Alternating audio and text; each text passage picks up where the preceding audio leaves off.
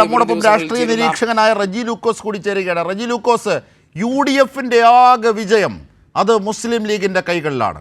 അതുകൊണ്ട് മുസ്ലിം ലീഗിന് കൂടുതൽ സീറ്റുകൾ വേണം. മുസ്ലിം ലീഗ്, അതായത് ഈ തദ്ദേശ സ്വയംഭരണ തെരഞ്ഞെടുപ്പിലെ വിജയം മുൻനിർത്തി നിയമസഭാ തെരഞ്ഞെടുപ്പിൽ കൃത്യമായ വിലപേശൽ, കോൺഗ്രസിന് മേൽ പോലും അധീശത്വം പാലിക്കുന്ന രീതിയിലേക്ക് മുസ്ലിം ലീഗ് നീങ്ങുകയാണ്. തീർച്ചയായിട്ടും യാതൊരു സംശയമില്ല. മുസ്ലിം ലീഗ് വിലപേശൽ മാത്രമല്ല, UDFന്റെ പ്രത്യേകിച്ച് കോൺഗ്രസിനെ അവരുടെ നിയന്ത്രണത്തിൽ കൊണ്ടുവന്ന് കേരളത്തിൽ ഒരു വിലപേശൽ ശക്തിയെ മാറാനുള്ള ഒരു കുതന്ത്രമാണ് മുസ്ലിം ലീഗ് പ്രയോഗിച്ചുകൊണ്ടിരിക്കുന്നത്. അതിനവർ പറയുന്ന നാട്യങ്ങൾ എന്ന് പറയുന്നത് UDF ഇത്തവണ വലിയ വിജയം എന്ന് അവകാശപ്പെടുന്ന വിജയം അവർ കേരളത്തിൽ ത്രിതല പഞ്ചായത്തിൽ നേടിയത് തങ്ങളുടെ കരുത്തുകൊണ്ടാണെന്നുള്ള ഒരു വ്യാഖ്യാനമാണ് അവർ കൊണ്ടിരുന്നത്. ഇതിൽ എങ്ങനെ കോൺഗ്രസ് പ്രതികരിക്കുന്നുള്ളതാണ് കേരളത്തിലെ ജനങ്ങൾ ഉറ്റുനോക്കുന്നത്. ജമാഅത്തെ ഇസ്ലാമി, SDPI പോലുള്ള മത തീവ്രവാദ സംഘടനകളെ കൂട്ടിക്കെട്ടിക്കൊണ്ട് കേരളത്തിലെ വൻ ശക്തിയാണെന്ന് തങ്ങൾ എന്ന് ഭീഷണിപ്പെടുത്തി UDF. കാരണം ഈ SDPI, റജി ലൂക്കോസ്, ഈ SDPIയെയും ജമാഅത്തെ ഇസ്ലാമിയും ഒക്കെ UDFുമായി ചേർക്കുന്നതിൽ കൃത്യമായി പാലമായത് മുസ്ലിം ലീഗാണ്. മുസ്ലിം ലീഗ് നേരത്തെ ഉണ്ടായിരുന്ന ഒരു മുഖം മതേതര മുഖമായിരുന്നു. ആ മുഖം മാറ്റി കൃത്യമായി ഇത്തരം വർഗീയ കക്ഷികളെ കൂടി ലീഗിലേക്ക് കൊണ്ടുവരുന്നു. മാത്രമല്ല, ഇവരെ ഒരു അസോസിയേറ്റ് മെമ്പർ എന്ന രീതിയിൽ പോലും സഹകരിപ്പിക്കണമെന്ന ആവശ്യം UDFിൽ മുമ്പോട്ട് വെക്കുന്നത് കോൺഗ്രസിന് സമ്മർദ്ദം ചെയ്തത് മുസ്ലിം ലീഗാണ്. ആ സമ്മർദ്ദത്തിന് കോൺഗ്രസിന് വഴങ്ങേണ്ടി വന്നു. നേരത്തെ 5ാം മന്ത്രിസ്ഥാനമാണ് ഇതുമായി ബന്ധപ്പെട്ട് ചോദിച്ചിരുന്നത്. ഇനി ഉപമുഖ്യമന്ത്രി സ്ഥാനം പോലും ചോദിക്കുന്നതിലേക്ക് ലീഗ് നീങ്ങും. അതാണ് ഈ സീറ്റുകൾ കൂടുതൽ ആവശ്യപ്പെടുന്നതിൻ്റെ ഗുട്ടൻസ്. നിയമസഭയിൽ ശ്രദ്ധിക്കേണ്ട കാര്യങ്ങളാണ് ഇതൊക്കെ, അല്ലേ, UDFുമായി ബന്ധപ്പെട്ട്?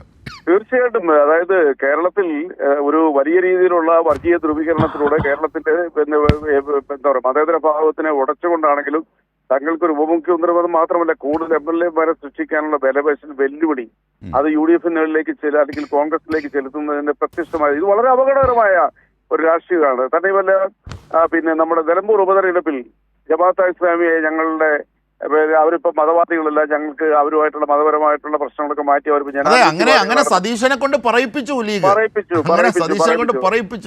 അതാണ് അതായത് പിന്നെ കേരളത്തിലെ ഇടതുപക്ഷ UDF രാഷ്ട്രീയത്തിൽ ഒരു മതേതര രാഷ്ട്രീയത്തിന് മുഖമുണ്ടെന്ന് അവകാശപ്പെടുന്ന കോൺഗ്രസ് ഈ രീതിയിൽ വർഗീയ കക്ഷികളെ കൂട്ടുകൂടുന്നതിന് വേണ്ടി അവരെ പ്രേരിപ്പിച്ച് അവരെ കൊണ്ട് പറയിപ്പിക്കുന്നതിൽ ലീഗോട് വിജയിച്ചു. ആ ദയനീയാവസ്ഥയാണ് കോൺഗ്രസ്സുകാരുടെ കണ്ടുകൊണ്ടിരിക്കുന്നത്. അല്ലെ, കോൺഗ്രസിന്റെ UDF എന്ന് പറയുന്ന പിന്നെ ഐക്യജനാധിപത്യ മുന്നണിയിലെ ഏറ്റവും അപകടകരമായ ഒരു കെമിസ്ട്രി എന്നുള്ളത് കേരളം തിരിച്ചറിഞ്ഞുകൊണ്ടിരിക്കുകയാണ്. അവിടെയാണ് കേരളത്തിലെ പൊതുസമൂഹം ഇടതുപക്ഷ ജനാധിപത്യ മുന്നണി എന്ന് പറയുന്ന സെക്യുലർ ഫാക്ടർ അതിനെ ഇല്ലാതാക്കാനായിട്ടുള്ള ഈ ലീഗിന്റെ കോൺഗ്രസിന്റെ ശ്രമത്തിനെതിരെ അപകടകരമായ ഡേഞ്ചറസ് ആയിട്ടുള്ള ഈ മൂവ്മെന്റിനെതിരെയാണ് ഇപ്പൊ കേരളത്തിലെ ജനങ്ങൾ ചർച്ച ചെയ്യുന്നത്. ഇവിടെയാണ് നമ്മൾ അടുത്ത നിയമസഭാ തെരഞ്ഞെടുപ്പിൽ ഈ രാഷ്ട്രീയ അതിന്റെ അങ്ങനെയുള്ള കൂട്ടുകെട്ടിനെ കേരളത്തിൽ ഇനി ഒരിക്കലും നിലനിൽപ്പില്ല എന്നുള്ള യാഥാർത്ഥ്യം ബോധ്യമായതിന്റെ കൊണ്ടാണ് അവരൊരു ഉപമുഖ്യമന്ത്രി. തീർച്ചയായും റജി ലൂക്കോസ്, ഇതിനകത്ത് നാം കാണേണ്ടത് ഈ വർഗീയ ശക്തികളെ കൂട്ടുപിടിക്കുമ്പോൾ തന്നെ മുസ്ലിം സമൂഹത്തിലെ പാവപ്പെട്ടവരടങ്ങുന്ന വർഗപരമായി തന്നെ വളരെ സാധാരണക്കാരായി കഴിയുന്ന ഏറ്റവും ആ വർഗപരമായ ഐക്യത്തിൽ നാം കാണേണ്ട വിഭാഗങ്ങളുണ്ട്. പാവപ്പെട്ടവർ, അധ്വാനിക്കുന്നവർ, തെരുവിൽ കച്ചവടം ചെയ്ത് ജീവിക്കുന്നവർ. അങ്ങനെയുള്ള മുസ്ലിം സമുദായത്തിൻ്റെ താല്പര്യങ്ങളൊന്നും ലീഗ് ഒരിക്കലും അഭിസംബോധന ചെയ്തിട്ടില്ല. അത് നാം ശ്രദ്ധിക്കേണ്ടതാണ്. കാരണം ബാബറി മസ്ജിദ് പൊളിക്കുന്ന ഘട്ടത്തിൽ കോൺഗ്രസിനോടൊപ്പമാണ് മുസ്ലിം ലീഗ് നിന്നത്. മണ്ഡൽ കമ്മീഷൻ റിപ്പോർട്ട്, ആ മണ്ഡൽ കമ്മീഷൻ റിപ്പോർട്ടിൽ നടപ്പാക്കുന്നതുമായി ബന്ധപ്പെട്ട കാര്യങ്ങളിൽ ലീഗ് എടുത്ത അനാസ്ഥകൾ നിരവധിയാണ്. പക്ഷേ LDF ആകട്ടെ ഈ സച്ചാറും അതിന് ഉപോത്പകമായി പാലോളി കമ്മിറ്റിയും ഒക്കെ വെച്ച് ആ മുസ്ലിം ജനസാമാന്യത്തിലെ പിന്നോക്ക ജനസാമാന്യത്തിലെ അവരെയൊക്കെ മുന്നോട്ട് കൊണ്ടുവരാൻ വലിയ രീതിയിൽ ശ്രമിച്ചിരുന്നു. അങ്ങനെ ഒരു തരത്തിലുമുള്ള താല്പര്യങ്ങൾ മുസ്ലിം ലീഗിൽ നിന്നും ഉണ്ടായിട്ടില്ല. ഈ വർഗീയ കക്ഷികളുമായി കൂട്ടുകെട്ടി അധികാരം സ്ഥാപിക്കുക, സീറ്റ് വർദ്ധിപ്പിക്കുക, അതുവഴി തങ്ങളുടെ നേട്ടങ്ങൾ, സ്വകാര്യമായ നേട്ടങ്ങൾ എന്ന അർത്ഥത്തിലേക്കാണ് ലീഗ് എല്ലാ കാലവും പ്രവർത്തിച്ചത്. അപ്പോൾ അങ്ങനെയുള്ള ലീഗാണ് ഇവിടെ ഈ വർഗീയ കക്ഷികളെ ചാരി കോൺഗ്രസിന് മേൽ കൂടുതൽ സമ്മർദ്ദം ചെലുത്താൻ ശ്രമിക്കുന്നത് എന്ന കാര്യം കൂടി നാം അടിവരയിടണം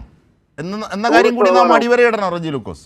100% അതിനൊരു പ്രത്യക്ഷ ഉദാഹരണം പറയാം. കഴിഞ്ഞ 10 വർഷം കൊണ്ട് മുസ്ലിം ലീഗിന്റെ തലസ്ഥാനം എന്നറിയപ്പെടുന്ന അവരവകാശപ്പെടുന്ന മലപ്പുറം ജില്ലയിലുണ്ടായ മുസ്ലിം സമൂഹത്തിലെ കുട്ടികൾ നേടിയെടുത്തിരിക്കുന്ന കഴിഞ്ഞ 10 വർഷം കൊണ്ട് നേടിയെടുത്തിരിക്കുന്ന വിദ്യാഭ്യാസ കുതിപ്പ് ഇന്ന് നമ്പർ 1 ജില്ലയായി മലപ്പുറം മാറാനുള്ള കാരണം എന്തുകൊണ്ട് 10 വർഷമായിട്ടുള്ള ഈ ഗവൺമെന്റിന്റെ ഏറ്റവും വലിയ സംഭാവനകളാണ്. പ്രത്യേകിച്ച് പാവപ്പെട്ട മുസ്ലിം സമൂഹത്തിൽ, നിർധനരായ മുസ്ലിം സമൂഹത്തിൽ നിന്ന് കൈപിടിച്ചുയർത്തി ആ കുട്ടികളുടെ വിദ്യാഭ്യാസ ഉന്നത മേഖലകളിലേക്ക് പറന്ന് പന്തലിക്കുന്ന ഈ ഗവൺമെന്റ് സേവനങ്ങൾ പിന്നെ മുസ്ലിം സഹോദരങ്ങൾ വളരെ നന്ദിയോടെയാണ് ഇപ്പൊ ശ്രമിക്കുന്നത്.